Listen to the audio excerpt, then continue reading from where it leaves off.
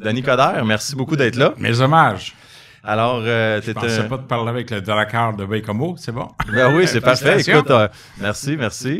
Ça a été un bel honneur quand ils m'ont demandé de m'impliquer un peu comme ambassadeur. Ça m'a fait plaisir de... Mais tu vois, Baie-Comeau, comme vos adversaires, Rimouski et compagnie, c'est toujours très fort en région. Hein? Mm-hmm. Et puis, le donner au suivant est très fort. Donc, vous avez un lien d'appartenance et de fidélité tellement important, puis tu as été le meilleur scoreur, trompons-nous pas, là. Fait que... Ben non, exact. Mais non, mais tu sais, Baie-Comeau, tu le dis, le sentiment d'appartenance qu'on a avec les équipes, c'est le fun. Puis surtout dans ces années-là, tu sais, de 16 à 20 ans. Tu dis Baie-Comeau ou Baie-Comeau? Baie-Comeau. Mais tu sais, de 16 à 20 ans, c'est des années qui sont importantes. Tu sais, il se passe plein de choses dans nos vies, puis tout ça, fait que non, pour moi, j'ai été chanceux à Baie-Comeau, une bonne famille de pension. J'ai suivi ta carrière. Ouais. Mais c'est ça, t'es un amateur de sport quand même aussi beaucoup. Tes chums, ils vont te... Ben oui, c'est ça, ben oui. J'ai parlé avec David. Avec David tantôt, il te fait dire salut David, fait que je voulais qu'il me rappelle l'histoire. C'est ça, exact. Mais quand cette année-là, c'est peut-être ton tweet qui avait tout viré parce qu'à partir de là, veux-tu aller, moi te raconter, c'est encore plus drôle que ça. Moi, si tu veux, quand je paye mon billet, je dois dire ce que je pense. Fait que je paye toujours mon billet, fait que je dis toujours ce que je pense. Fait qu'à un moment donné, écoute, tu faisais 19 games que David ne scorait pas. Ouais. Là, j'ai dit, bon, ben, envoyez un billet allié à Hamilton. Fait que là, ça a pogné, puis écoute, c'est la première fois que même Markov parlait. C'est-à-dire, Michel Therrien commence à me donner de la marde. J'ai dit, Michel, on va pas pour un câble, là. Tu t'es servi de ça pour récupérer ton vestiaire. Il est parti à rire. J'ai dit, écoute. Mais c'est vrai qu'après ça, ils sont perdus en finale de conférence cette année-là. Pacioretty, mais Dernier a scoré. Ouais. Premièrement, ce qui est encore pire, c'est que moi, il y a des choses que je savais et que je ne peux pas dire. Mais David, le lendemain, s'en allait à Hamilton. Mais il ne peut pas l'envoyer là parce que s'il l'envoyait là, il me donnait raison. Fait qu'on ne veut pas donner raison à un maire, tu sais. Mm-hmm. Alors, c'est ça qui est arrivé. Mais il a scoré après le 20e, puis ça a bien été. Ben oui, après ça, il a fini l'année. T'appelles ça de la reverse psychology. Ouais, exact. Je suis coach de football, moi. Fait que, écoute... T'as coaché au football? Oui, monsieur. Ah ouais? Ouais. Les jeunes. Puis oui. Puis, oui. Puis, je suis un grand chum à Danny Machocha. Puis... puis tu vas comprendre, parce que dans le sport, un des plus belles honneurs qu'on me fait, c'est qu'à un moment donné, Danny m'appelle pendant le match de la Coupe de Dunsmore, puis avant aussi, puis il dit, viens parler à mes joueurs dans le vestiaire. Ah ouais, hein? C'est rare qu'un coach fait ça, là. Avec, je suis allé brasser en cage. T'as-tu vu passer, il y a un kid qui fait j'ai vu ça passer dernièrement, un kid de comme 10 ou 11 ans, puis il fait des speeches là aux États-Unis. Carl, je sais pas c'est quoi son nom de famille, c'est vraiment drôle. Le petit bonhomme, il est allé à Ellen DeGeneres aussi aux États-Unis, là, il est vraiment bon le petit bonhomme là, puis il fait la gesticule, puis c'est un art donner des speeches. Mais c'est pour ça que moi je m'identifie à toi parce que donner au suivant pour moi c'est important. Alors quand on me donne une chance puis que je peux partager là. Il n'y a pas de filtre, ça va bien. Ben oui, non, c'est parfait. Puis moi, une chose que je voulais savoir, Denis, que je trouvais vraiment important dans ta démarche des derniers mois, je voulais que tu me parles de ton voyage à Compostelle. Ouais, pourquoi à la base t'as voulu faire ça? C'est de où que c'est venu cette idée? Parce que je suis un croyant. Parce que il y a 1 an et demi, j'ai fait un AVC, à CV, pardon. Et puis, je parlais pas puis je marchais pas. Fait que j'ai dit à mon chum en haut, j'ai dit, écoute, si tu m'aides à passer au travers, je vais marcher. Fait que parce qu'avec Coderre, ça va marcher. Alors, j'ai parlé à mon père. Mon père est mort il y a 1 an. Et puis, ils vont moi, quand j'étais député pendant 16 ans à Ottawa, mon surnom, c'était le jeune Yvon Picotte. Yvon Picotte, c'est un chum. Fait que j'étais allé voir Yvon. 1 semaine avant son aide médicale à mourir, puis moi, j'aime ça pour dire ce que je pense à quelqu'un de son vivant, pas après, c'est trop tard. Et puis, il m'encourageait à y aller, puis pendant que je marchais, il est décédé, je dis, écoute, toi, tu t'en avec moi, puis j'avais une médaille du frère André, qui était un peu le saint du peuple, puis Yvon Picotte, c'est ça, c'était le peuple. Fait que j'ai dit, j'ai fait le Camino portugais, c'est 300 km. Okay. Et puis, c'était de Thuy, donc à la frontière portugaise et espagnole. Je vais jusqu'à Compostelle. Ça, c'est à peu près 146 km. Puis après ça, de là jusqu'à Muxía, qui est sur le bord de la mer. Il y a Finisterra, c'est-à-dire la fin de la Terre, parce que les Romains, à l'époque, pensaient que la Terre était plate Aujourd'hui, tu appelles ça des conservateurs. Et après l'horizon, ils pensaient que c'était fini. Mais c'est un lieu de pèlerinage. Alors moi, je suis allé. Fait que quand je suis arrivé là-bas, j'étais avec mon père et puis avec Yvon. Et puis les journalistes, moi, ça me motive. Je me mets de la pression. Fait que j'ai dit, vous souhaitez que je fasse pas? J'ai dit, Chainlandais. Fait que j'étais de cochon. Je vais le faire. Mais j'ai dit, si vous trouvez après des bébites, vous êtes sûrement ceux qui pensaient que quand Jésus marchait sur les eaux, qu'il savait pas nager. Fait que voilà. Alors moi, ils m'ont dit deux choses. Puis désolé, ça va sortir mal.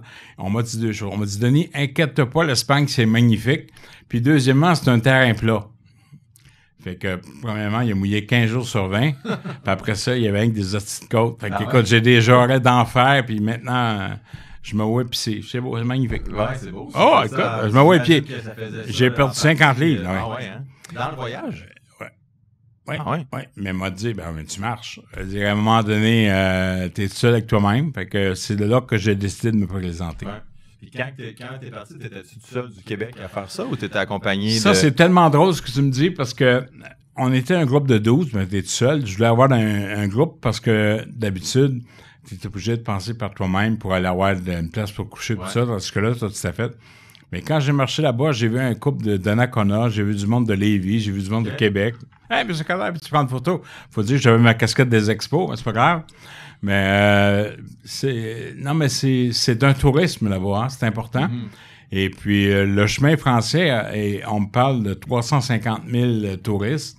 Le chemin portugais est moins connu, mais il y a des flèches partout, fait que tu peux pas te tromper parce que le monde te dit « Hey, t'es allé trop loin. Okay. » Avec la casquette des expos, ils peuvent te remettre dans le droit chemin. Puis mouillé, écoute, le baseball mène à tout. Et puis, mais écoute, le mot que j'ai essayé le plus, c'était complémentario. Pourquoi? Parce qu'ils apprenaient le chemin complémentario. Puis ils mouillaient tout le temps, puis il y avait des racines, puis de la boîte.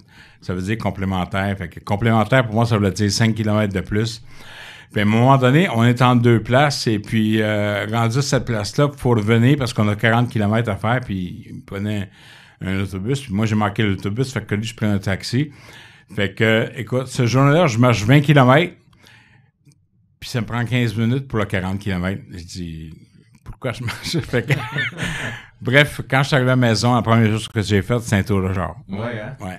Pas à Montréal, parce qu'à Montréal, ça avance pas vite, les tours de char. J'étais allé voir ma blonde à Longueuil, c'était correct. Ouais, c'est ça, exact. Puis dans ton voyage, dans ton cas postal, il y a des gens, souvent, ils parlent de... Tout le monde me parle de ça. Dans ta tête, puis tout ça. C'est quoi, ça a été quoi? T'es au-delà de la politique, là, parce qu'on va en parler en masse aujourd'hui, mais au-delà de ça, pour toi, ça a été quoi les choses qui sont venues à toi, qui t'ont fait réfléchir? C'est-à-dire que, où est-ce que je suis rendu? Deux, écoute, j'ai 61 ans.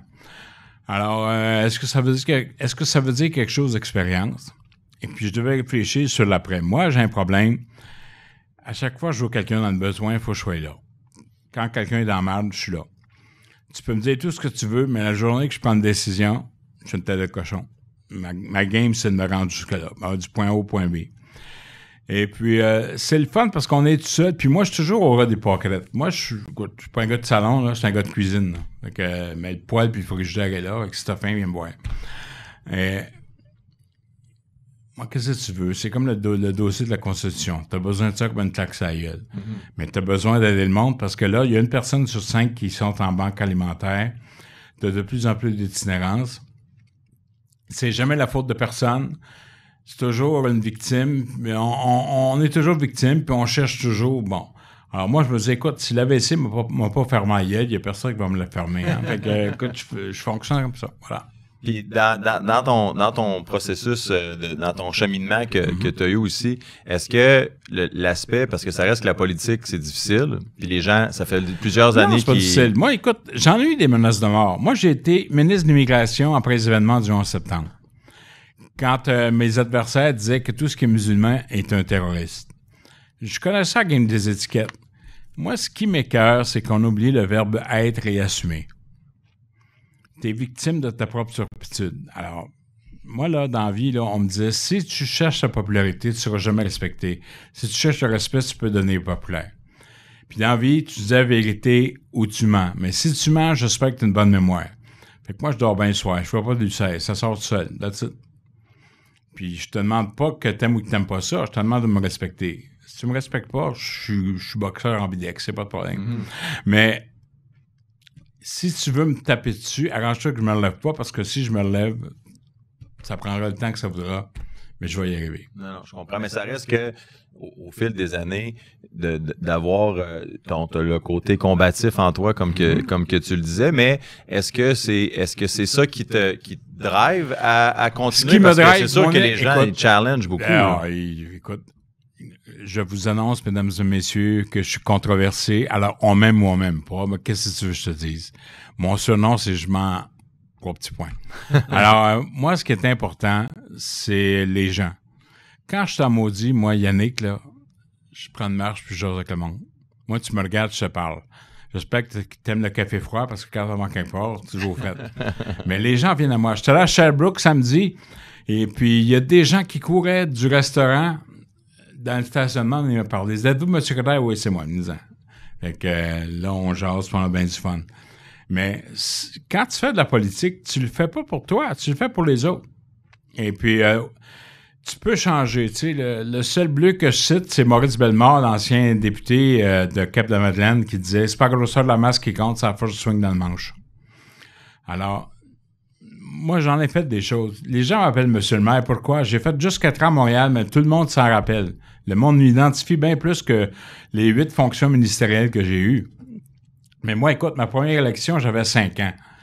Puis j'ai découvert, toi, tu es un joueur de hockey. Moi, j'ai découvert que mon muscle, c'était ma gueule. Puis j'étais capable de m'en servir. OK, let's go.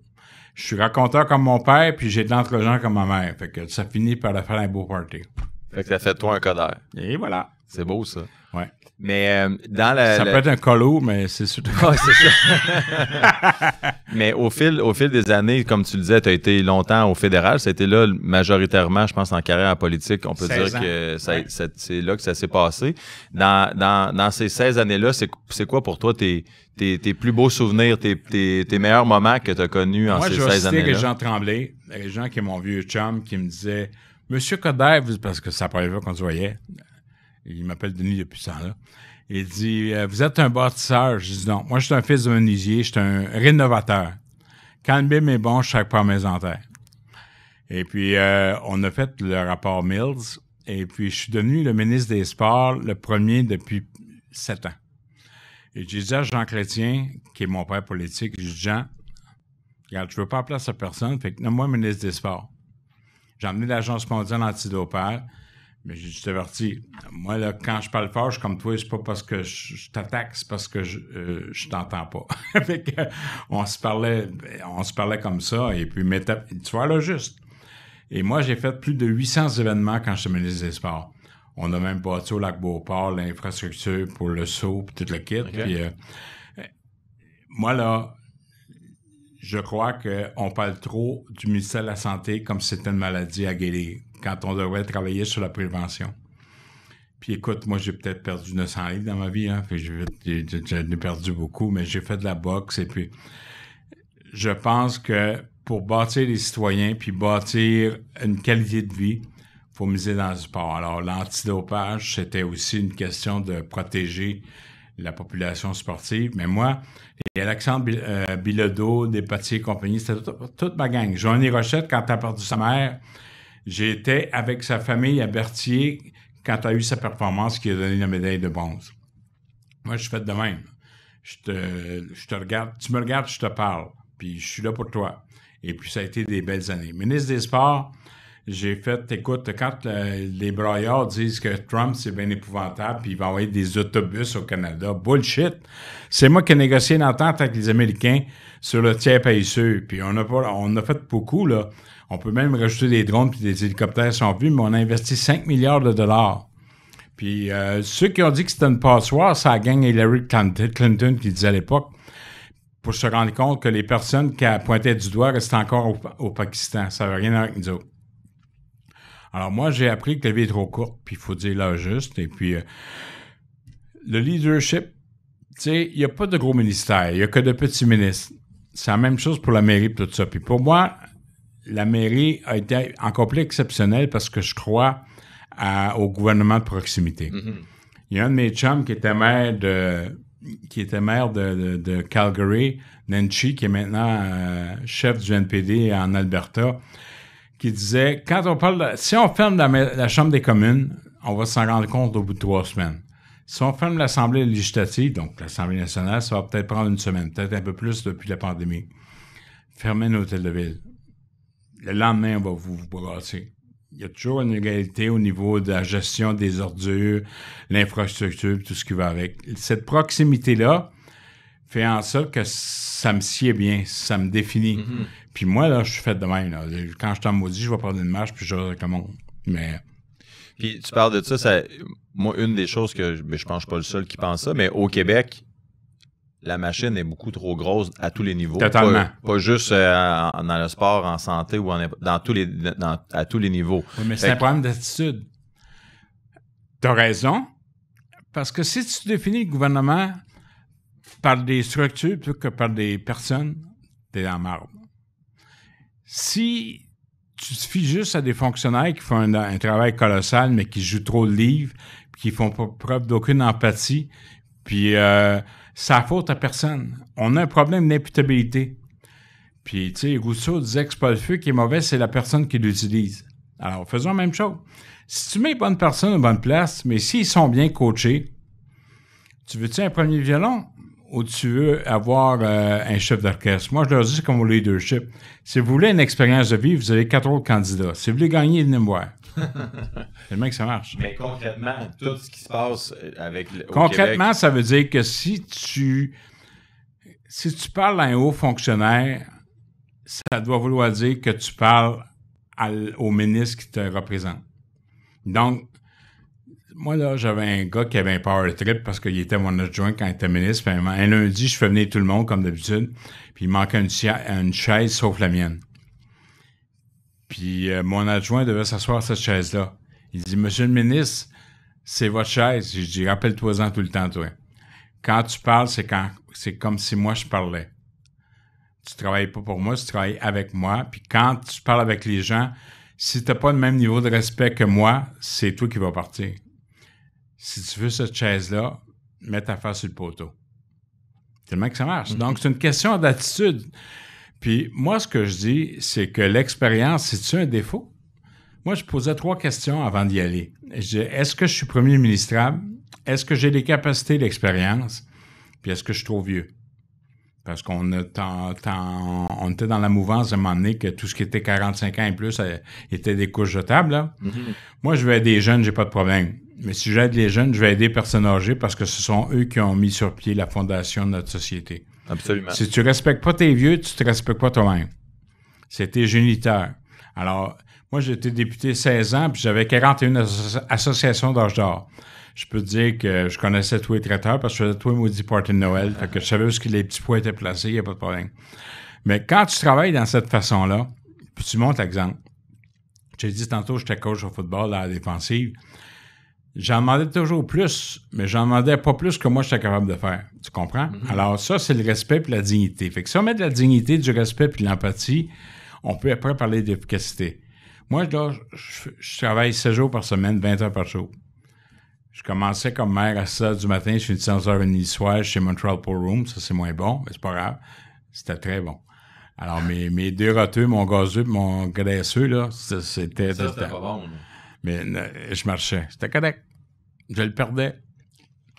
Un régime ne veut pas dire qu'il faut que tu te punisses. Il faut que tu dises que tu fasses les choses plus... Attends, faut que tu fasses plus attention.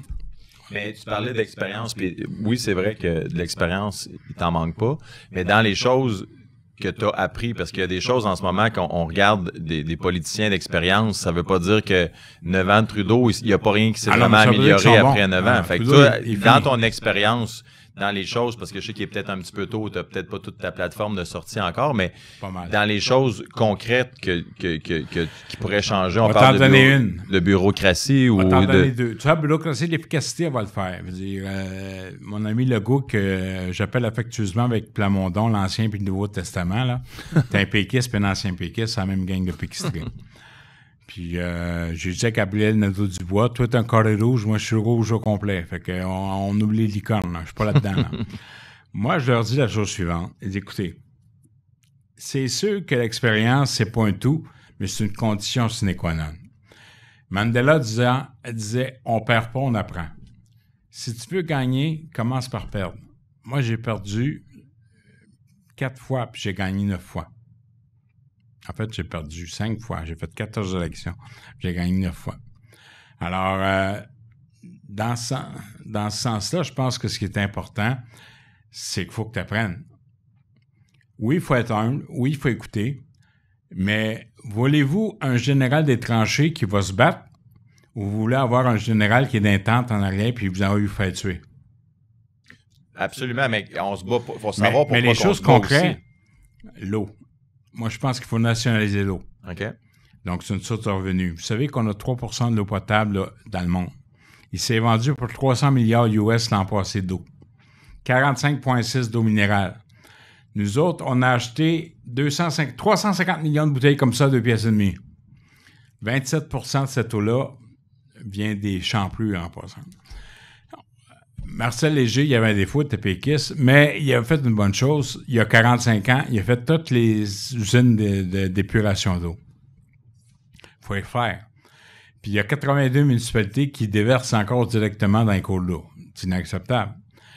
L'eau d'Esca à Amos, c'est la meilleure, qui disent « Ouais, mais expliquez-moi pourquoi que l'embouteillage appartient aux Américains.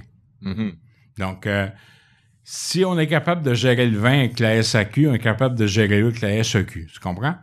Et ça, on pourrait prendre les redevances. Donc, je viens de vous déterminer une nouvelle ressource, une nouvelle source de revenus. On pourrait donner ça aux municipalités pour s'assurer qu'au lieu d'avoir des fonds consolidés, on a un fonds dédié qui aide directement pour toute l'infrastructure d'eau. L'autre élément, les municipalités. Vous vous souvenez du laissez-passer en 38, la maison des fous d'Astérix? Ça s'appelle la loi M30 à Québec. Parce que si une municipalité veut une subvention d'Ottawa, c'est une créature des provinces, selon les péquistes et les anciens péquistes, pour moi, c'est un gouvernement de proximité. Donc, à partir de maintenant, les municipalités pourront directement faire affaire avec Ottawa pour aller chercher des subventions. Si le maire est élu, il est légitime. Si le député est élu, il est légitime. Alors, si ici, par exemple, le député ou le maire, Bruno, va voir Duclos directement pour une subvention, il n'y aura pas à attendre 2 ans pour avoir la permission ou à 90%, puis je ne sais pas les chiffres, mais la plupart du temps, ils se font dire non. Tandis que là, tu te dis, on vous met tous d'égal à égal. T'es le gouvernement le plus proche des gens. Alors, tout ce qui touche l'environnement, le transport, la santé publique, donc ça touche l'itinérance et tout ça. L'habitation. Arrêtez de dire qu'il manque d'argent. C'est pas la faute de Québec et d'Ottawa, c'est le maudit permis qui te prend 4 ans avant d'être émis. Mm-hmm. La journée que tu vas émettre ton permis à 1 an et moins, puis arrête de penser que tout ce qui est développeur immobilier, c'est des bandits. On fait tous partie de la solution. Ça va marcher. Mettons que je renipe toutes les écoles, et après que c'est rénové, je les donne aux municipalités pour que chaque école qui est basée sur un territoire, donc la municipalité, soit gérée par les municipalités. Ça veut dire que toutes les infrastructures culturelles et sportives peuvent être aussi mises à contribution après les heures de cours. Mm-hmm. Right? Mais ça appartient à tout le monde. Fait que quand tu regardes tout ça, c'est des choses très concrètes. Puis écoute, je peux continuer. Moi, j'ai mis en place la politique de l'enfant quand je suis maire de Montréal. Le QS n'a rien inventé, là. Mais moi, je suis pour une politique territoriale. Ça veut dire que les municipalités, et si on veut nourrir les enfants, que ce soit primaire, pas juste primaire, mais secondaire, ben à ce moment-là, on dit que vu que le parc immobilier des écoles est sous la juridiction de la municipalité, ça veut dire que le ministère de l'Éducation a 2 rôles à jouer. 1, le cursus, puis 2, donc le curriculum, et deuxièmement, nourrir les enfants. Parce que ventre affamé n'a pas d'oreille. La journée que tu fais ça, mm-hmm. La productivité va augmenter. Moi, c'est une chose que j'ai jamais compris, les taxes scolaires. J'ai jamais compris pourquoi que si tu habites dans un quartier, tu habites dans un endroit, pourquoi l'argent... la personne qui nous a convaincus qu'on donnait pas assez d'argent au Québec dans le système public pour nous trouver une autre solution de retaxer. Moi, je t'enlève ça, puis j'enlève cette taxe-là. Moi, tu peux la garder, mais au moins donne-les à ton école de proximité. Non, si tu habites dans le quartier, donne-les à ton école. Plus que ça, Yannick. Comment ça se fait que Québec, dans bien des municipalités, ne paye pas leurs enlieux de taxes? Donc, les écoles, les hôpitaux, tout ça. Si moi, je te dis... Moi, ce que j'aime en comptabilité, c'est le thème prévisibilité. Donc, il faut que tu sois prévisible. Mm-hmm. Si tu donnes une subvention, pas à l'année, 3 ans, tu as bien d'autres chats à fouetter qui remplissent des papiers. Mais sois imputable, par exemple. L'autre élément, moi, les centres de services scolaires, je trouve que ça ne donne rien.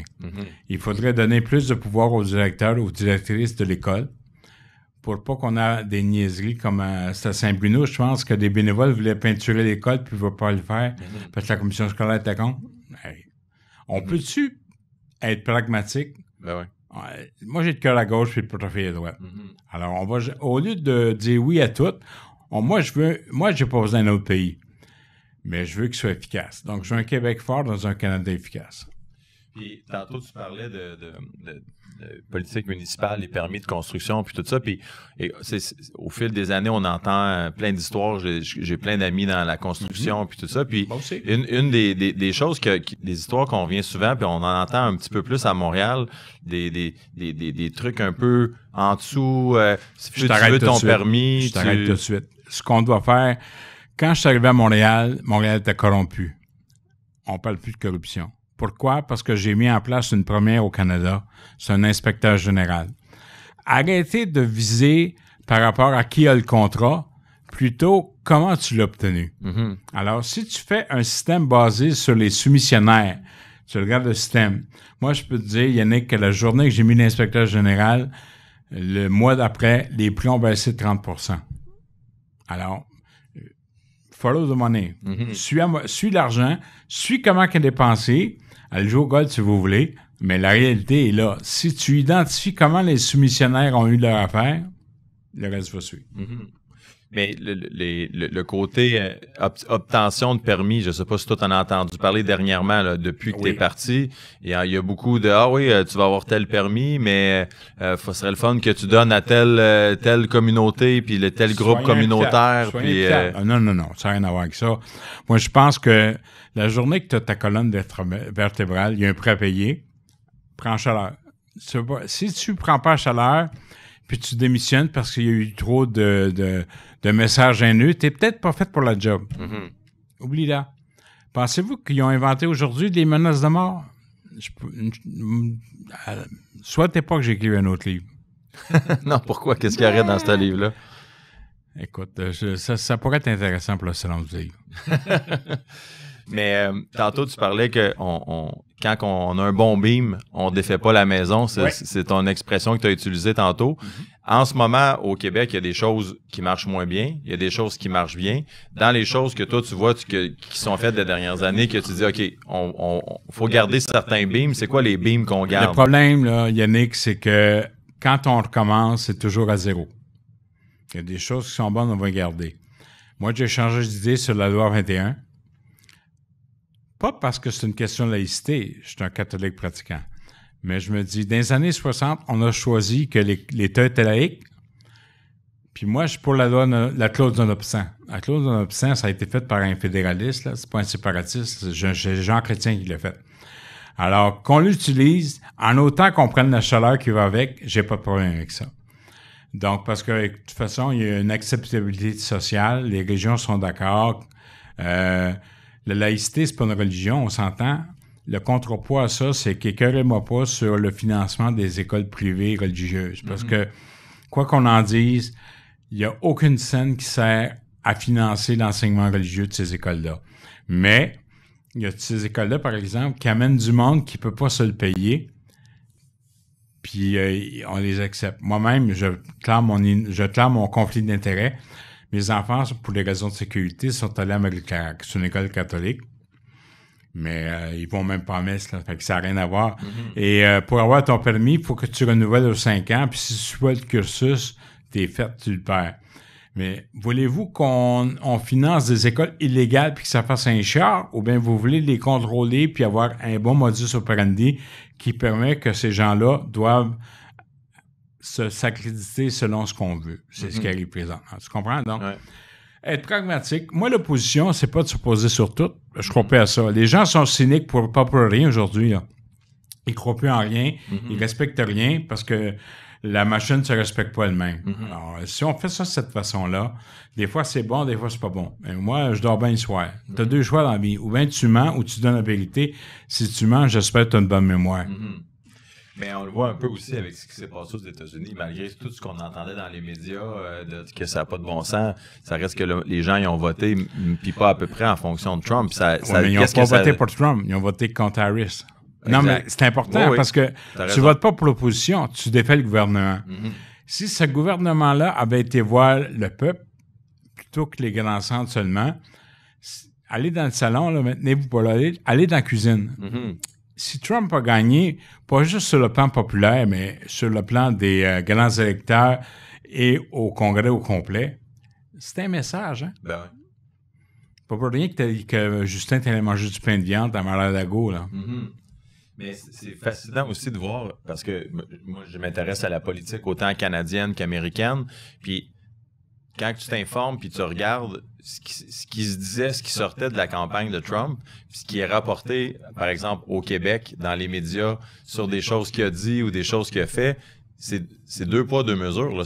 Souvent, c'est même pas les mêmes propos qui sont dits. Pourquoi que les gens au Québec, les médias, ils font ça? Trump est imprévisible. Il y a des gros défauts. Je suis pas d'accord avec ce qu'il fait, mais il faut toujours respecter ceux qui sont là. Tu vis avec, tu travailles avec. Deuxièmement, on a tellement polarisé tout que c'est tout un bord, tout de l'autre, puis il n'y a plus de place pour les nuances. Quand il n'y a plus de place pour les nuances, ça donne ce que ça donne. On a 69% de plus d'incidents antisémites. On est islamophobe. On a un vieux fond de chemise brune, là, puis à un moment donné, il faut arrêter. Ça, je n'ai pas parlé des woke du plateau Mont-Royal, tout ce qui va avec. Fait qu'à un moment donné, là, arrêtez de... Commencez par montrer les faits, puis à partir de là, faisons un débat qui descend. Quand on va commencer à respecter l'autre, puis arrêter de mépriser tout le monde, puis de les étiqueter, puis de les démoniser, la marde va poigner. Elle est déjà pas mal poignée. Parce qu'on le voit un peu, puis moi, c'est un peu pour ça l'idée de partir le podcast à la base, parce que des fois, on a laissé le monde parler. C'est une nuance, n'est-ce pas? Exact. Voilà. Fait que de laisser le monde parler, puis d'écouter ce que les gens ont à dire, puis de te faire ton opinion sur un sujet, c'est pas la même chose que qu'est-ce qu'on entend. Je vais donner un truc aux gens, parce que je viens de la radio aussi. Si vous voulez savoir si quelqu'un est vrai, là, fermez vos yeux puis écoutez. Vous allez savoir tout de suite si c'est de la bullshit ou quelqu'un essaie de vous remplir. Vous allez voir, c'est le meilleur truc.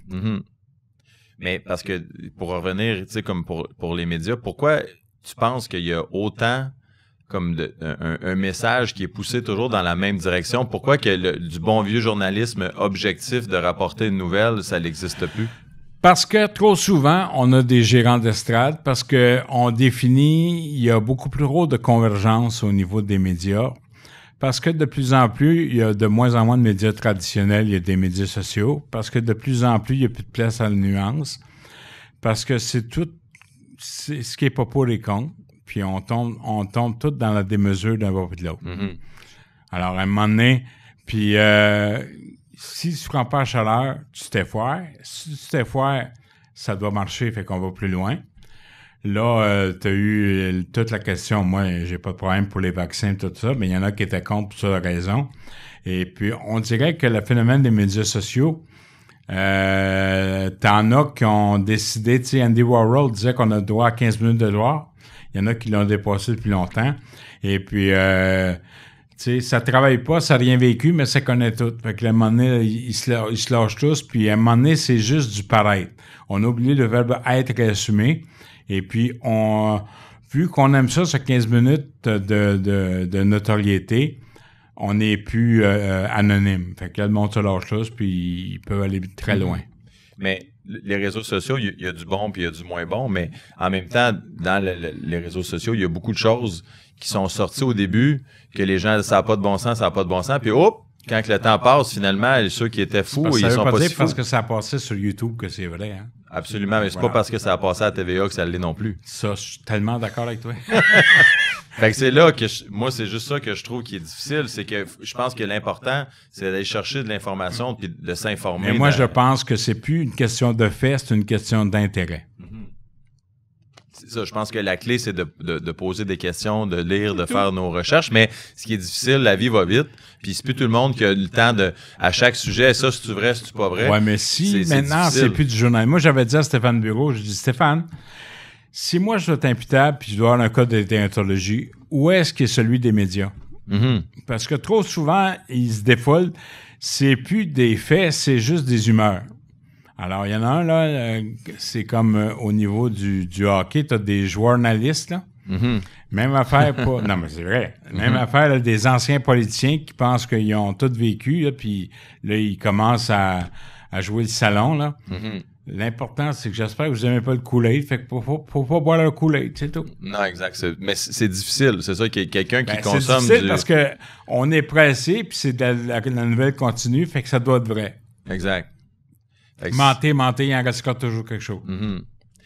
Mais tantôt, on parlait de sport. Je voulais revenir là-dessus parce qu'évidemment, pour moi, le sport, c'est important. Ça a fait partie de ma vie. Tu joues au hockey, là? Oui, exact. Puis une couple d'années. D'ailleurs, je vais peut-être recommencer à jouer là, prochainement dans la Ligue nord-américaine. Mais toi, tu as joué pour le Cap de l'Antenne, non? Midget 3, mais là, ça fait longtemps. Les estacades. Oui, les estacades. 42, t'es tellement vieux. Oui, exact. Mais là, l'âge, c'est juste un chiffre. On l'a vu avec Tyson, qui est quand même, plus que ça va, c'est un peu dans notre tête aussi. L'âge, c'est peut-être plus un chiffre qu'on le pense. Là, fait que je pense à ça. Je vais peut-être faire un petit retour au jeu là, prochainement. Fait que ça nous donne une... Si tu le sens, fais-le. Ben, en tout cas, une chose que je sens, c'est que ça me donne une motivation. Quand tu as un objectif, moi j'aime les objectifs un peu fous parce que ça amène des efforts qui viennent avec. Quand tu as juste un petit objectif, c'est facile un petit peu. J'aime l'expression en anglais qui dit « If you shoot for the stars, you might not get it, but you might end up on the moon. » Fait que moi, j'aime ça avoir des gros objectifs parce que au pire, si je l'atteins pas, tu as quand même de quoi de bien qui en sort. Si tu en demander plus, tu vas en avoir moins, mais tu vas en avoir plus que si tu en demandais moins. Exact. Voilà. Je suis pas sûr que je l'ai compris, mais... Je recommence en climat. Vas-y donc, va. J'ai dit, quand tu demandes plus, tu peux avoir moins, mais tu vas avoir plus que si tu demandais moins. Oui, ça c'est vrai. Et voilà. Exactement. Ah. Fait que pour le sport... Ça passe. Ouais, c'est ça. C'est bon. Une passe, ça, on fait du hockey. Exact. On va la mettre dans le net. D'habitude, ça va aussi. Je suis capable de la mettre dans le net. Fait que ça devrait être... Ouais, exact. Mais pour le sport, j'ai eu Enrico, mon premier épisode, qui est venu ici.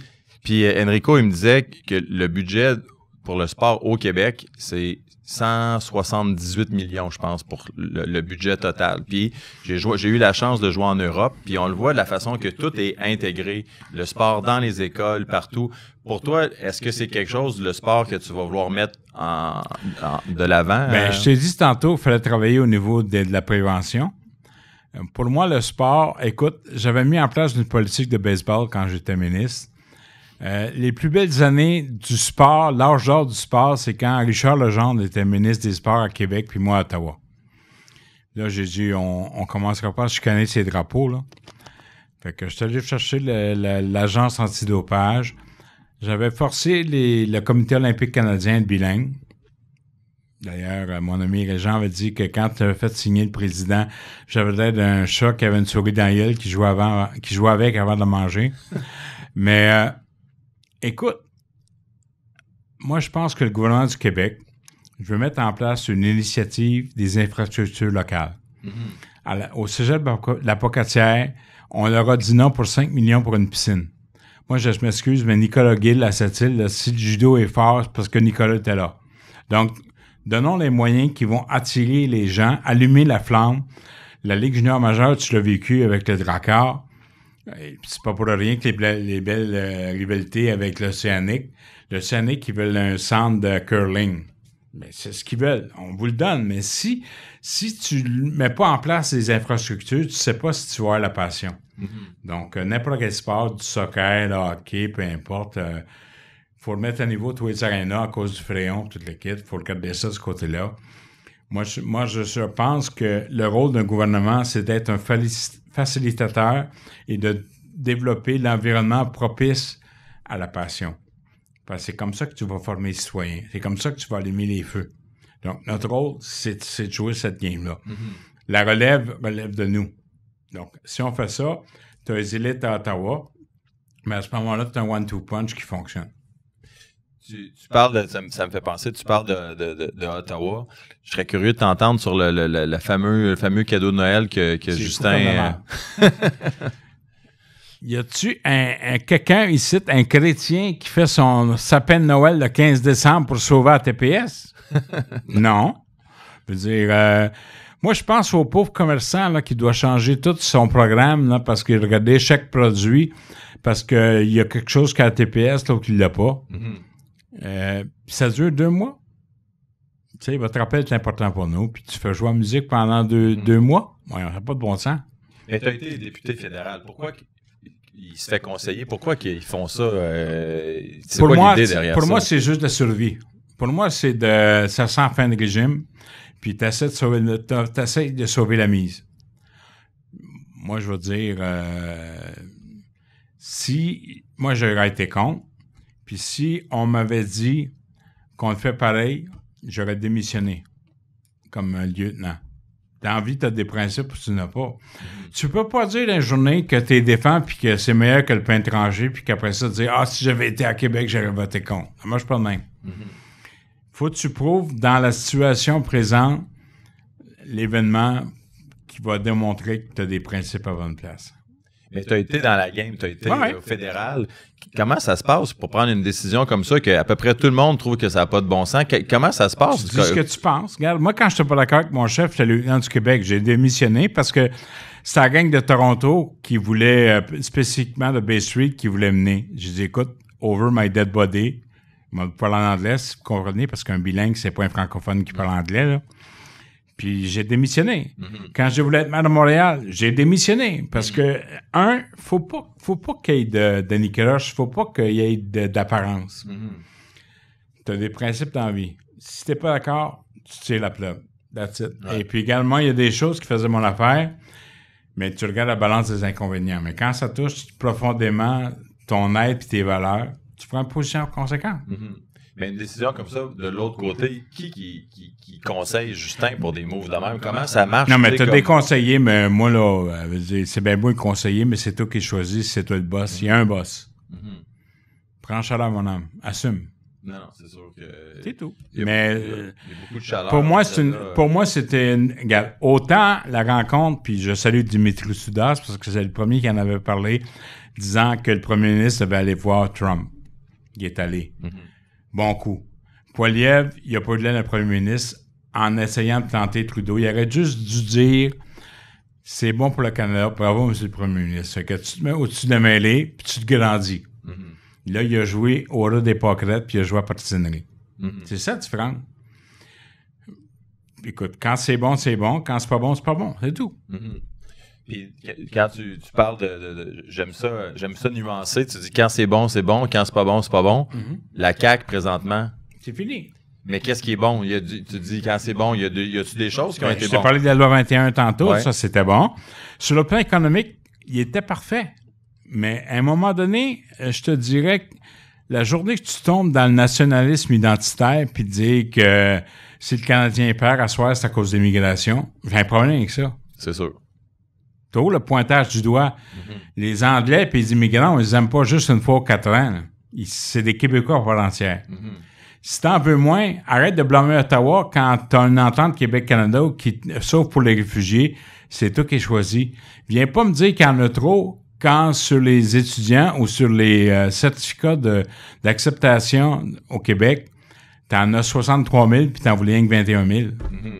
À qui la faute? Assume. C'est tout. Mais il y en a qui connaissent pas ça, il y en a qui connaissent ça. Dans les trucs, moi, je le troisième lien. Veux-tu en parler du pont? Oui, vas-y, parle-en. J'ai beau être gros, je flotte, mais je veux pas traverser en nage tous les jours. Fait que ça te prend un pont. Puis j'ai dit à qui voulait l'entendre, t'as pas un du PQ pour ça, le PQ va à un autre pays. T'as pas un autre pays pour faire une traverse. Il y a 21 traverses à Montréal. 14 ponts, 6 traverses au niveau de ferroviaire. T'as le métro, puis t'as le tunnel Hippolyte-Lafontaine. À Québec, tu en as 2. Le pont de Québec a tombé 2 fois. Il a été fait en 1927. T'as un avis des libéraux fédéraux qui disent qu'il est dangereux. Moi-même, là, je prends me tromper à la porte il y a 2 mois, puis il y avait une voie sur 3 à minuit, à l'eau. Puis je te dis pas que quand il y a le festival d'été du Québec, ça avait un est entre Pintante puis le pont Pierre-Laporte, c'est bloqué, ou la côte de la Gueule, ici, c'est bloqué. Mais moi, j'ai vécu le pont Champlain, puis j'ai fait le REM. peux te dire comment ça marche. Puis comment ça se fait que ça a coûté 5,3 milliards au Pont Champlain, puis ça coûte cher la fraise aux îles d'Orléans. Il me parle de 20, ça vient de Michel Setlacouille, ça, député, qui dépense 25 milliards pour ça. Allô? Ta job, c'est de respecter les gens, puis de donner la bonne qualité de vie à ceux qui en ont besoin. Fait que je comprends que toi, tu serais pour le troisième lien. C'est moi qui l'ai reparti parce que j'ai dit, écoutez, là, le problème, c'est pas moi qui ai décidé qu'on quittait les grands centres et on allait rester dans les banlieues. Mais il faut bien qu'ils traversent. La pauvre femme, là, qui fait vivre ses enfants ou bien le père de famille qui doit travailler, là. Parlez-moi pas de transport collectif si vous n'êtes même pas capable d'en avoir adéquatement. Puis si moi, je donne plein pouvoir aux municipalités, ben que les maires me prouvent leurs besoins en transport collectif, mais que l'acceptabilité sociale soit là. Et tantôt, tu parlais un peu de redonner un peu plus de pouvoir aux municipalités, entre autres le transport en commun. Totalement. Le transport en commun, moi, j'ai la chance, de par mon travail, de voyager à travers l'Est du Québec. En auto.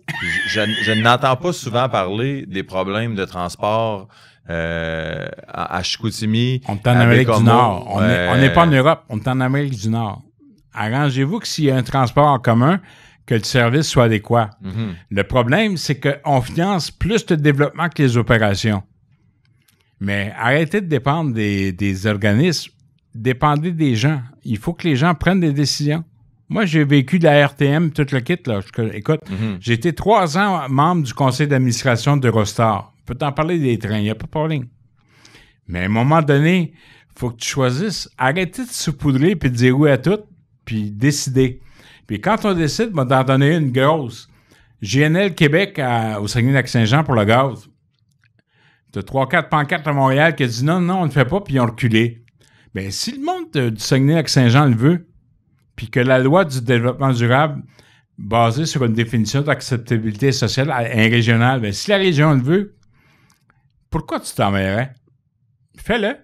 C'est tout. Ben oui. Moi, je vais être le meilleur premier ministre de la transition. Inquiète-toi pas. Je serai pas là ad vitam aeternam, mais quand je vais être là, je vais préparer la prochaine génération, pas la prochaine élection. On va prendre des décisions qui vont avoir un impact pour les 25 prochaines années. Parce que c'est un peu ça qu'on manque au Québec, un peu de vision. Manquer, il n'y en a pas. Il n'y en a pas. Puis là, quand ça va mal, on va créer un autre pays? Allô? Non. Non. Moi, là, c'est encore le rénovateur qui te parle. Le BIM est bon. Pourquoi recommencer à zéro tout le temps? Moi, je m'en vais à l'UPA cette semaine. Si demain matin, on devient un pays, on perd 16 milliards. Je fais pas peur, là. Ça s'appelle la gestion de l'offre. Si la gestion de l'offre, on le perd au Québec, pensez-vous que l'Ontario va dire « Je vous aime » Ben non, exact. Ils vont dire de la marde. Ben non, exactement. Puis on a 34% du cheptel du lait. Ils vont en avoir plus. Puis nous autres, on va tout perdre. On a de la misère à protéger à cause de la financière, à protéger le crédit agricole. On a de la misère à assumer la relève. Vous voulez être souverain? Non. On veut être souverain sur le plan de la bouffe. Qu'on soit autonome au niveau de l'alimentation. Vous voulez parler d'environnement? Parlez-moi de l'eau. Parlez-moi du gaspillage alimentaire. Il y a 1 personne sur 5 qui sont dans les banques alimentaires. 20% des Québécois, 20% de 9 millions ont à choisir entre leurs médicaments et l'épicerie. Ils sont obligés, pendant le temps des fêtes, d'aller faire leurs commandes à la banque alimentaire. C'est ça le vrai problème. La Constitution n'a besoin qu'on taxe à elle. C'est assez, là. Parlez-moi de gouvernance, parlez-moi d'imputabilité, puis ça va marcher. Ouais, je suis un peu d'accord parce que des fois, on regarde la politique, puis en tout cas, moi, je suis pas dans la politique, fait que je regarde ça de l'extérieur, puis les La vaste majorité sont là pour les bonnes raisons, puis ils font une bonne job. Maintenant, on écoute trop souvent ceux qui vont d'un bord, trop de l'autre. Regarde, pas moi qui décide ce qu'il y a dans les médias, mais chose certaine, je pense qu'on a besoin d'un gros coup de semonce, puis qu'on est à la croisée des chemins. On a essayé, là. Écoute, ma grand-mère, je dis ça à la blague tout le temps, ma grand-mère, j'étais dehors les bérets blancs à l'époque parce que les gens étaient trop proches de la Crédit social qui disait que pour régler l'économie, il faudrait imprimer plus d'argent. Ça me rappelle la pandémie, ça, puis ce qu'on a vécu à Ottawa. Puis au Québec aussi. Arrêtez de donner des chèques pour des chèques. nourrir le monde, aider des gens à se prendre en main. On infantilise nos personnes âgées. Comme je t'ai dit tantôt, lors de la dernière élection, on a traité les personnes âgées comme des enfants, puis on les infantilisait. Pas mal tout le monde aussi. Oui. Je veux dire, de façon générale, je pense que c'est un petit peu ça les gens sont tannés aussi. Là. Moi, je vous demande pas de me croire. Je vous dis, regardez-moi aller avec mes qualités, mes défauts comme maire de Montréal, ce que j'ai fait en 4 ans. Mm-hmm. Puis ça, Montréal, qu'est-ce que tu es le plus fier à Montréal? La fierté. La fierté. Moi, là, le plus beau compliment qu'on me fasse, c'est il est comme nous autres. Il parle comme nous autres. Mm-hmm. Puis il m'appelle tout Monsieur le maire. J'ai vécu 16 ans comme député à Ottawa. J'ai été ministre. J'ai eu 8 fonctions ministérielles, tant sur le plan international autochtone. J'ai mis en place l'application des règlements sur les pensionnats autochtones. J'ai été ministre des Sports, ministre de l'Immigration. Il a négocié sur le plan international, en effet. Écoute, ma joke, c'était traducteur parce que je sortais avec des expressions québécoises. La boucane sortait, tout le monde était crampé. Il y a un ministre, pour ne pas le nommer, mon chum Christian Paradis, j'y avais dit, c'est pas parce que tu es ministre des Ressources naturelles que tu as le droit de nous passer un sapin. Je dis, enculage de mouche, ça veut pas dire fly fucking. Écoute, on avait du fun, là. Mais les gens se souviennent, on a pris des décisions difficiles, mais on a vécu avec. Quand M. Couillard a dit qu'il fallait changer les pensions, bien écoute, je les ai assumées. On a eu le statut de métropole. J'ai amené le statut de la capitale nationale puis l'autonomie municipale. Et puis, faut juste être plus proche du monde. Il faut parler aux gens, il faut les écouter, il faut être avec eux autres. Mais moi, je suis ton ami, je te dirai pas ce que tu veux entendre, me dire ce que tu dois entendre. Mm-hmm. Si t'es pas content, c'est parce que t'es pas fait pour être mon ami. Puis, à Montréal, tu l'as été 4 ans, puis là, ça fait maintenant 8 ans. C'est ça, c'est 2 mandats là, que Valérie Plante est en train de 7 ans, 8 ans. Puis, il y a des choses, tu l'as vécu 4 ans, là, puis il y a des choses qu'on regarde aller à Montréal, puis tu dis, comment que ça peut aller aussi lent? Qu'est-ce qui se passe? Pourquoi que c'est comme ça? Parce qu'on s'en occupe pas, parce que ça faute des autres. L'itinérance, là, écoute, le premier... Un peu d'histoire, mesdames et messieurs. Le premier règlement sanitaire, 1875, sous le maire William Hingston, qui était le chirurgien-chef de l'Hôtel-Dieu de Montréal, tout ce que j'annonce, les hospitalisations, pour la varicelle. Après ça, il y a eu les mères nécessiteuses. Camillien Wood, sa deuxième femme, Georgiana, avait inventé le pudding chômeur en 1929 parce qu'il disait que tout le monde avait le droit d'un peu de sucre. Fait qu'avec de l'eau, de cassonade puis de la farine, en fait, le pudding chômeur. Non. Donc, tout ce qui est santé publique relève, conditions de vie, relève, à mon avis, des municipalités. Mm-hmm. Parce qu'ils sont proches. Moi, je m'en suis occupé des itinérants. L'opposition riait. Aujourd'hui, ils font des démantèlements des tentes. Ça vous tente-tu de vous occuper d'eux autres avant que les tentes soient faites? Mm-hmm. Moi, j'ai dit 3 choses aux dernières élections municipales où j'ai perdu. J'ai dit, Montréal est sale, Montréal n'est pas sécure, puis vous allez avoir une crise d'habitation. Il y a donc ça. Mm-hmm. Je vous dis pas de me dire que vous aviez raison.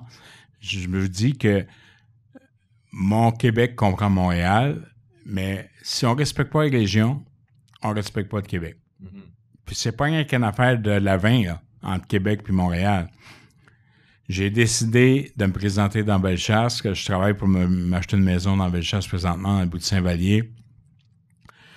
C'est magnifique parce que je viens de la Naudière, fait que j'ai l'impression d'être chez nous, tu sais. Fait que les gens, je pense qu'on doit respecter leur intelligence, puis ils sont capables d'en prendre bien plus qu'on pense, puis arrêter de les infantiliser.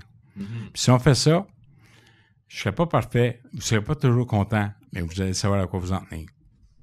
Tu viens de la Naudière, de où dans la Naudière? De Joliette. Ah ouais, OK. Moi, je viens de Repentigny. Saint-Alphonse. Toi, t'es la ville de l'amour. Ah oui, c'est ça le nom, Repentigny. La ville du bonheur. Ah ouais, ville de l'amour, c'est Valleyfield. Ouais. Okay. J'étais de Saint-Alphonse. Mon père est de Saint-Alphonse. Ma mère est de Saint-Côme. Tu sais, Val-Saint-Côme? Ouais. C'est ça. 45 km à l'est de Joliette, de Joliette. Je suis pas venu dans la maison. Je suis venu dans l'hôpital Saint-Eusèbe, qui est maintenant CHSLD. OK. Puis pourquoi Bellechasse? Parce que je tombe en amour. Moi, écoute, c'est comme m'acheter une cravate. Je la regarde, je l'aime, je l'embarque. That's it. OK. Écoute, d'ailleurs, c'était tellement drôle. Je vais à l'Amicale à Saint-Lazare l'autre fois, puis ils me disent 2 choses tout le temps. Comment est votre santé, puis avez-vous trouvé une maison? Ça, c'est magnifique. Il y a 29 municipalités. J'ai déchanté quand j'ai vu Buckland parce que c'est au Massif Sud puis il y avait une grosse côte. J'ai dit, oups, je ne marcherai pas là. Mais ça a l'air d'une belle montagne. J'ai pas eu la chance de skier là-bas, mais ça a l'air que c'est vraiment cher. Saint-Philémon, tout ce coin-là. Non, faut que je mette ça à l'horaire cette année d'aller skier là-bas dans ton comté. Moi, j'ai skié une fois dans ma vie parce que j'étais en ski de fond puis j'ai manqué une côte. Puis, bref, j'ai refait le bonhomme de neige. Ah ouais? Mais je suis pas un skieur, non. Non? C'est quel sport que tu pratiques? J'ai fait de la boxe pendant 5 ans. Après ça, j'ai eu mon AVC. Mais je suis plutôt boxeur. Okay. J'ai été footballeur, demi-défensif. Moi, j'aime bien la défense. Moi, je vais chercher le ballon, j'attends pas qu'il arrive. Je fonce dans le tas, j'aime bien ça. Au hockey, j'étais goaler. Okay. À la grosseur que j'ai, je courais tous les angles. Ça allait bien. Maintenant, il faut que j'apprenne à jouer parce que j'ai maigri. J'aime beaucoup le sport d'équipe. Okay. Un de mes mentors, c'est Jack Donahue, qui était le coach de l'équipe nationale de basketball, qui coachait Abdul Jabbar et puis Rick Nash. Donc, les années de sport ont été extraordinaires pour moi parce que j'étais pas juste le gars du salon, là. Mm-hmm. J'allais vraiment au-devant des fédérations, des athlètes. Moi, tous les athlètes avaient mon numéro de cellulaire. Puis ils l'ont essayé. J'ai amené les Jeux de Vancouver. Je me suis occupé des Jeux de Vancouver, l'Agence mondiale antidopage. Puis ça, c'est quelque chose de magnifique. Puis je sais que tu avais une passion aussi, on en parlait tantôt avec ta casquette pour les expos. Ah, ben oui. Il arrive quoi avec les expos si Denis Coderre est premier ministre du Québec? Ben moi, je pense que c'est fini. Si j'avais été maire à un autre mandat, on aurait mangé un gâteau ensemble cet été. Ouais? Ouais. Mais là, tu penses que... Mais là, il y a des priorités qui sont hautes, là. Mais moi, je vais dire, autant pour Québec, autant pour Montréal, peu importe, les événements internationaux, c'est essentiel. On a besoin... Le baseball, à chaque fois qu'on voyait Montréal à TV, c'était comme une campagne de marketing de 11 millions par game. C'est gros, là. Mm-hmm. J'avais, comme maire, rencontré Rob Manfred. La différence en Batman, moi, je pense qu'on remplit les Nordiques qui viendront jamais, là. Puis j'étais pour le centre Vidéotron à l'époque. J'étais le seul député libéral qui était là à la conférence de presse. On a un peu manqué notre window. On avait la window, mais on a manqué un peu... Je pense qu'à un moment donné, tu peux pas juste dire que tu haïs tout le monde puis que tu as besoin d'eux autres par la suite. Mm-hmm. Je veux dire, il y a une question d'attitude également. Absolument.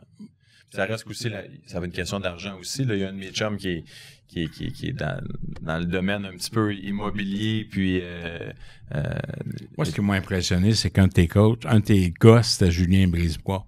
Ouais. Julien, qui est un grand bonhomme de hockey, mais qui est un visionnaire de l'impact d'un sport dans la vie des gens. C'est le même. Je veux dire, c'est comme ça qu'on doit regarder ça. Je veux dire, est-ce qu'on veut mettre le Québec sur la map? Mm-hmm.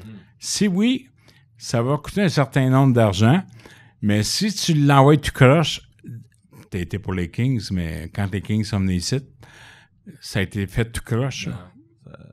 Même si j'aime le hockey, je n'étais pas pour cette décision. Non, je pense pas qu'il y ait personne. Tu parlais de Julien Brisebois. Moi, de toutes les personnes que j'ai côtoyées dans ma vie, le meilleur homme de hockey que j'ai eu, c'était Julien. Quand je l'ai eu à Hamilton, là, un gars... Mais Julien était avocat, mais il a étudié il a étudié pour faire d'autres choses, pour être meilleur dans ce qu'il aimait. Mm-hmm. Donc, la journée que tu sais ce que tu aimes, la politique t'aide à l'accomplir. Mais tout est une question de la personne avant tout.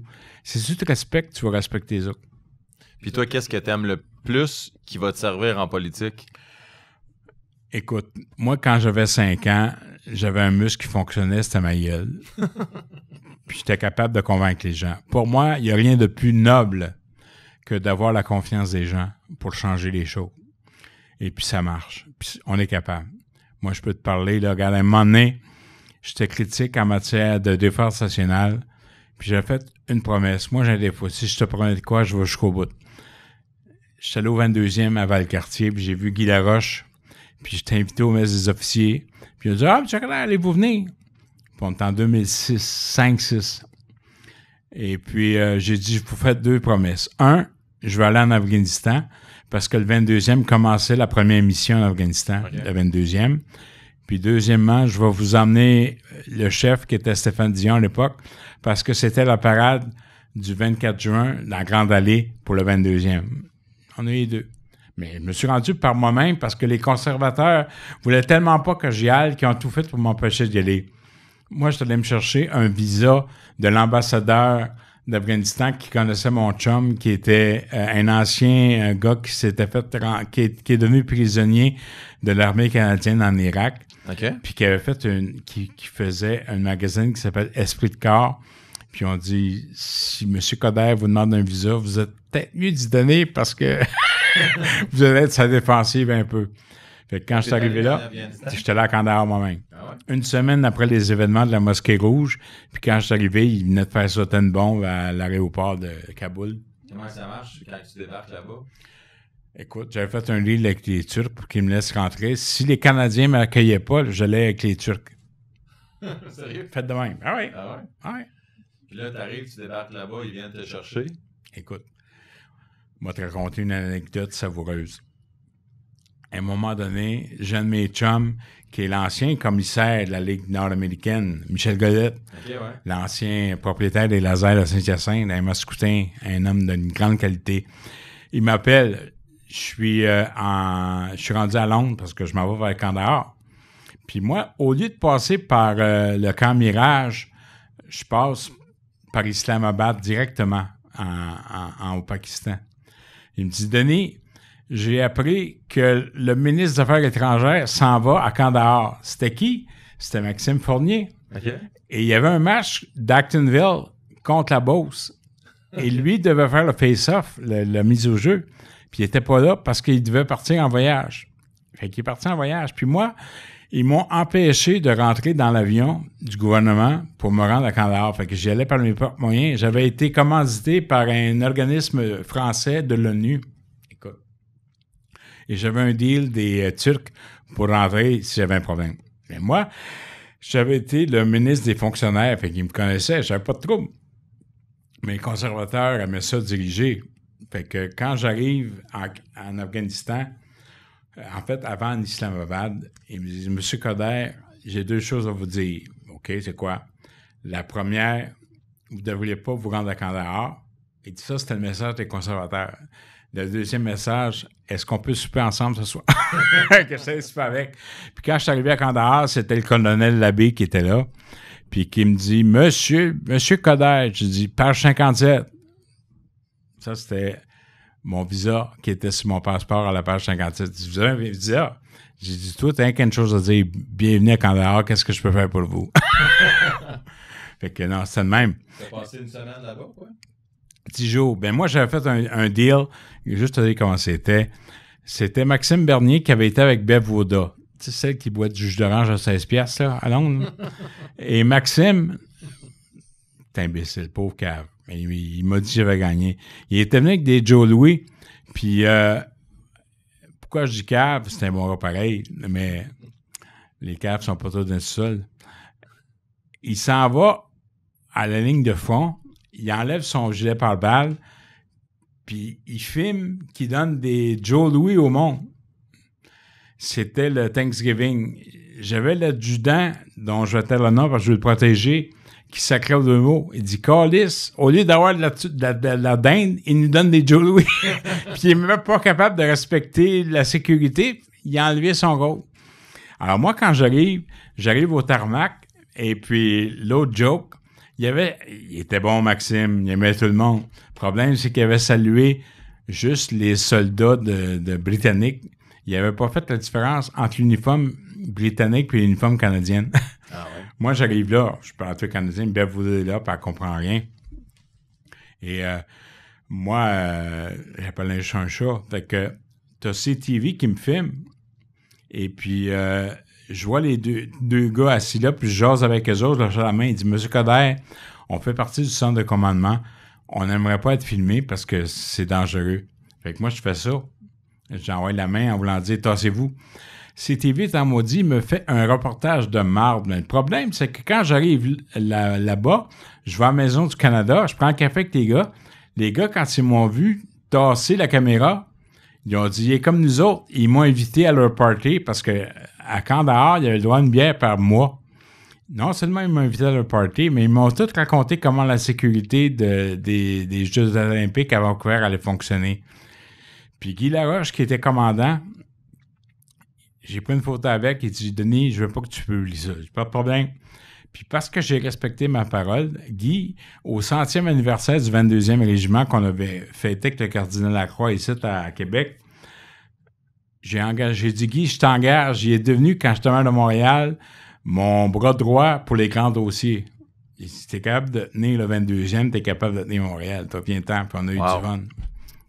C'est une des anecdotes que j'ai vécues. C'était critique seulement. Ben oui. Non, c'était beau. La politique t'a ramené à vivre pas mal d'affaires La politique m'a emmené partout dans le monde. La politique, moi là, la politique, c'est comme Jean-Jacques Rousseau qui disait que c'est pas le feu qui est mauvais, c'est comment tu l'utilises.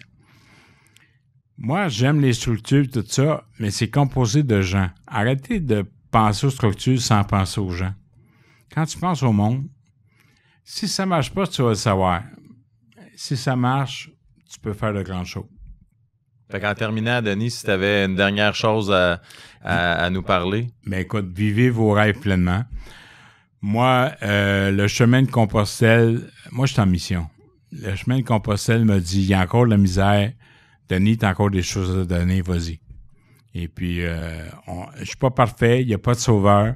Si vous voulez une expérience de vie, il y a 4 autres candidats. Ils vont être bons. Je ne parlais pas contre eux autres de donner des munitions à mes adversaires, mais eux autres, c'est pas mes adversaires. Il y a une course de leadership parce que j'ai décidé d'y aller. Mais ces gens-là peuvent être bons à un moment donné, mais là, on n'a pas besoin d'un premier violon, on a besoin d'un chef d'orchestre. Puis, l'expérience, si on peut prévenir les choses, puis regarde, je te le dis, je suis pas parfait, je suis pas un sauveur, mais tu vas leur juste, puis tu vas savoir leur comment tenir.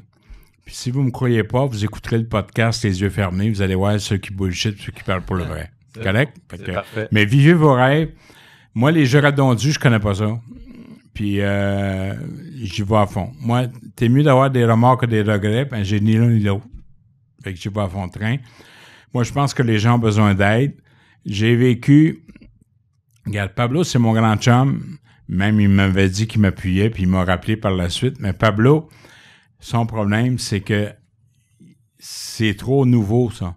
Il était ministre, puis il était lieutenant du Québec, puis je ne veux pas que le Parti libéral du Québec soit une succursale d'Ottawa. Mm-hmm. Poilievre devrait gagner la prochaine élection. On a besoin d'un contrepoids. On n'a pas besoin de quelqu'un qui va être sa défensive pour dire pourquoi ou j'aurais pris une autre décision. Les 3 autres, tu as eu Charles. Charles est magnifique, c'est un bon gars. Mais Charles va faire un bon ministre. Moi, là, je vous dis, je vais être un premier ministre de transition. Essayez-moi. Dans une équipe de hockey, on a de la profondeur. La profondeur s'appelle Beauchemin, Bélanger et Milliard. En temps et lieu. Je vous dis pas que vous êtes pas bon. Je vous dis, soyez patient. Puis au bout de la ligne, vous allez y arriver. Puis dans le gang, moi, là, j'ai été à la meilleure école. Je donne la corde. Tu tires le wagon ou tu te pends avec. Mais c'est ma corde. Puis je vais respecter tout ce que les gens disent. Je pense qu'on doit écouter les militants, mais on doit écouter les gens. Qu'on doit arrêter de vous dire, tu sais, votre appel est important pour nous, la maudite musique, ça va faire au bout de là. Puis arrêtez tout le temps de dire que vous avez besoin des gens seulement aux 4 ans. Il se passe de quoi entre les deux? Je suis pour la démocratie représentative, mais il faut qu'on parle au monde, puis il faut être respectueux des gens. Le meilleur exemple, puis je finis là-dessus, c'est qu'on a fait un rapport de 80 pages co-présidé par André Pratt puis Madoua Cadet, qui est député de Bourassa-Sauvé. Bien, le premier moment où il y avait à la mettre en... qui dit, entre autres, qu'il faut beaucoup plus considérer les militants et les consulter. À la première occasion qu'on a eu de le faire, il y a eu une résolution du PQ sur le financement des écoles privées, puis on a jeté du revers de la main 60 ans de décisions qu'on a prises. Puis sur l'affaire des écoles privées, je m'excuse, là, mais même René Lévesque a fait un livre avec les Grecs et les Arméniens pour dire on est laïque, mais pour vos écoles, vous pouvez les conserver. Alors, moi, ça me dérange pas que les militants changent d'idée, mais commencez donc par demander aux militants qu'est-ce qu'ils en pensent. Mm-hmm. Quand tu respectes cette façon-là, puis que tu respectes le monde, c'est pas des caves. Inquiétez-vous pas. Puis désolé, tantôt, Maxime, quand je t'ai traité de cave, je suis pas d'accord avec ce que tu as fait. Puis on a bien ri parce que grâce à moi, il m'a dit Denis, t'avais raison. Je dis you bet. En tout cas. Mais faisons confiance aux gens. Écoutons-les. Puis arrêtons de recommencer toujours à zéro. Quand tu es obligé de scraper puis de recommencer à zéro, Elie Wiesel, qui était un des survivants d'Auschwitz, parce que moi, je suis allé à Auschwitz à visiter ça, il disait « Celui ou celle qui ne connaît pas son histoire est condamné à la répéter. » Alors, prenons nos faits, écoutons notre histoire, mettons de l'avant des gens qui peuvent nous prévenir, plutôt guérir, puis être en réaction, puis ça va marcher. Denis, merci beaucoup. Merci, Jonathan. Bonne chance. Écoute, on refait ça quand tu veux. C'est réciproque et mutuel. Merci, Denis. Salut, vieux. Merci. Salut.